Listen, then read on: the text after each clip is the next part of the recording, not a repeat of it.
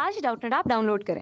Doubtnut पर अपने सभी गणित, रसायन विज्ञान, भौतिक विज्ञान और जीव विज्ञान के डाउट्स का करो सफाया। बस प्रश्न की फोटो खींचो, एक ही प्रश्न को क्रॉप करो और तुरंत वीडियो सोल्यूशन पाओ। अभी डाउनलोड करें। हेलो एवरीवन, यहाँ पे हमें क्वेश्चन दिया गया है आवृतबीजी पौधे के नर युग्मकोद्भिद का संक्षिप्त विवरण दीजिए।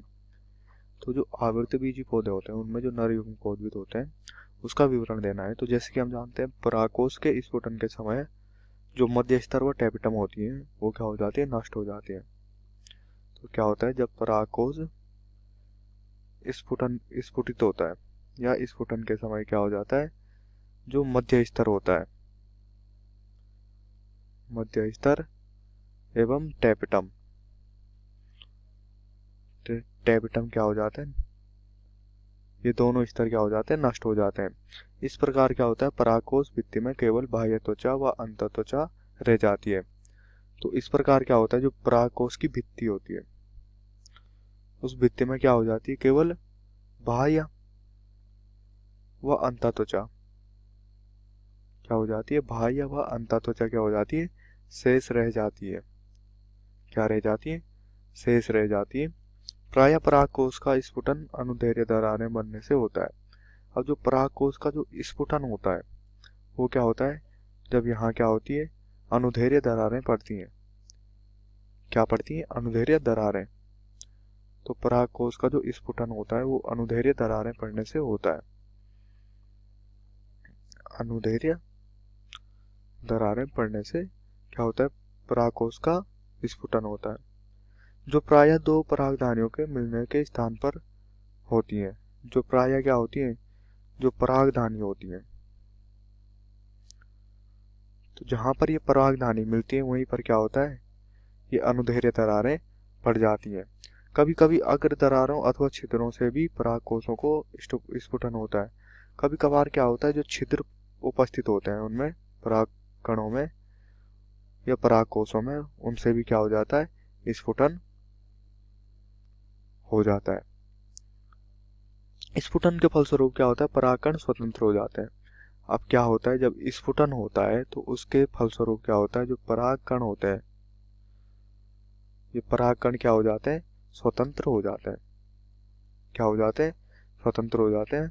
और परागकोश से स्वतंत्र होने से पूर्व भी परागकणों का अंकुरण हो जाता है। और जब क्या होते हैं, परागकण से स्वतंत्र होते हैं उससे पूर्व भी क्या हो जाता है, इनका अंकुरण हो जाता है। किसका, परागकणों का अंकुरण हो जाता है। इस क्रिया में सर्वप्रथम परागकण का केंद्रक परागकण भित्ति की ओर जाकर समसूत्री विभाजन द्वारा दो केंद्रों में क्या हो जाता है, विभाजित हो जाता है।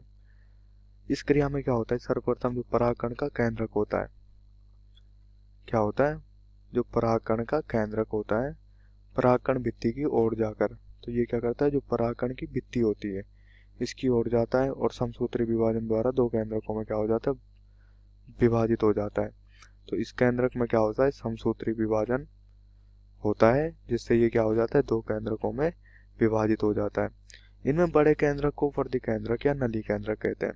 अब समसूत्री विभाजन से दो केंद्रक बनते हैं, तो इनमें से जो बड़ा केंद्रक बनता है वो क्या बनता है, वर्धी केंद्रक, या जिसको हम नली केंद्रक भी कहते हैं। क्या कहते हैं, नली केंद्रक।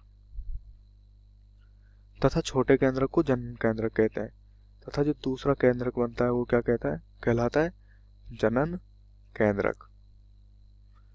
तो दूसरा जो छोटा केंद्रक होता है वो क्या होता है, जनन केंद्रक कहलाता है। प्रायः इस अवस्था में परागकण परागकोश को छोड़ देते हैं। अब जो ये अवस्था होती है जब वर्धी केंद्रक और जनन केंद्रक बन जाते हैं, इस अवस्था में जो परागकण होते हैं ये परागकण क्या कर देते हैं, जो परागकोश होता है परागकोशों को क्या करते हैं, छोड़ देते हैं। परागकोशों को क्या कर देते हैं, छोड़ देते हैं। अब परागकणों का आगे का विकास मादा पशु के स्त्री केसर के वर्तिकाग्र पर होता है। अब जो आगे जो विकास होता है परागकण का वो कहाँ होता है, इस परागकण का जो आगे विकास होगा वो होगा मादा पुष्प के स्त्री केसर के वर्तिकाग्र। तो अब जो आगे का जो विकास होता है वो कहाँ होगा, मादा पुष्प में होगा, उसके स्त्री केसर के वर्तिकाग्र पर। स्त्री केसर क्या होता है, ये मादा पुष्प का जननांग होता है। तो ये कहाँ होगा, आगे का विकास इनका क्या होगा, वर्तिकाग्र पे होगा। परागण की क्रिया द्वारा परागकण स्त्री केसर के वर्तिकाग्र पर पहुंच जाते हैं, जहां इनका क्या हो जाता है, अंकुरण होता है। अब परागण की क्रिया द्वारा क्या हो जाते हैं, परागण होते हैं, ये जो परागकण होते हैं, ये परागकण क्या करते हैं, नर पुष्प से क्या करते हैं, मादा पुष्प में जाते हैं तथा उसके वर्तिकाग्र पर क्या करते हैं, पहुंचते हैं। और इसी वर्तिकाग्र पर क्या होने लगता है, इनका जो है अंकुरण होने लगता है। क्या होने लगता है, अंकुरण होने लगता है। कक्षा 6वीं से 12वीं से लेकर नीट, IIT, जेई वो एडवांस के लेवल तक 1 करोड़ से ज्यादा छात्रों का भरोसा। आज ही डाउनलोड करें डाउटनेट ऐप या व्हाट्सएप करें अपने सारे डाउट्स 8400 400 400 पर।